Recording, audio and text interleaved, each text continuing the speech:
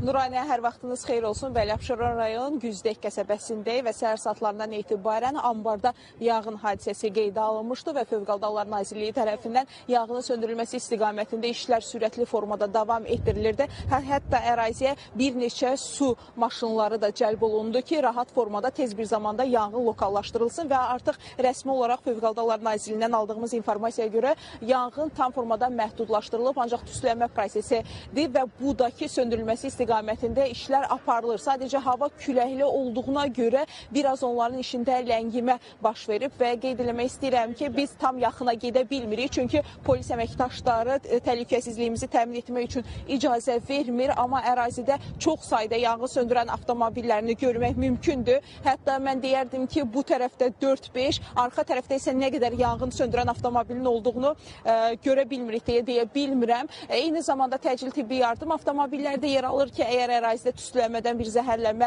qeydə alınarsa, dərhal onun qarşısı alınsın. Bir daha xatırladıram ki, ambarda hadisə qeydə alınıb və səhər saatlarında təxmini olaraq 9 radələrində baş verib və işçi tərəfindən qeyd olunub ki, qısa bir ərazidə başlayıb, ancaq sürətli formada yayılmağa başlayıb. Bunun da səbəbi ambarda qida məhsullarının saxlanması olub. Orada bir hərəkətlilik var.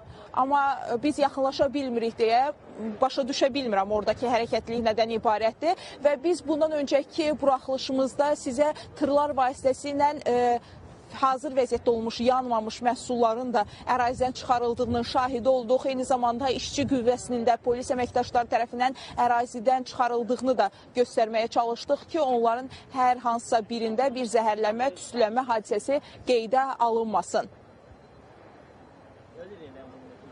Amma ərazidə tüstülənmə hadisəsi, hər hansısa şəxsin zəhərlənməsi ilə bağlı rəsmi informasiyalar yoxdur.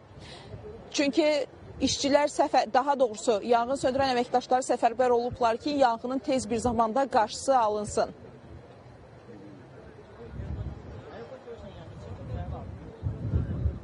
Belə Nuranə, bir daha xatırladıram, Güzdək qəsəbəsindəyik və səhər saatlarından etibarən ambarda yanğın hadisəsi qeydə alınıb və Fövqəladə Hallar Nazirliyinin əməkdaşları tərəfindən yanğının söndürülməsi istiqamətində işlər görülüb. Artıq rəsmi formada informasiyada qeyd olunub ki, məhdudlaşdırılıb, ancaq tüstülənmə prosesi qalıb ki, onun da lokallaşdırılması istiqamətində işlər görülür. Əlavə olaraq əraziyə su çənləri olan avtomobillər də gəlmişdi ki, yanğın söndürən əməkdaşlarının işində rahatlıq olsun və qeyd edirəm ki, rəsmi formada hər hansısa bir zəhərlənmə, tüstüdən hər hansısa boğulma hadisələrinin olub-olmadığı ilə bağlı informasiyalar yoxdur. Sözü yenidən sənə ötürürəm Nuranə, buyur. Təşəkkürlər Ayda, məlumatları təqdim etdiyiniz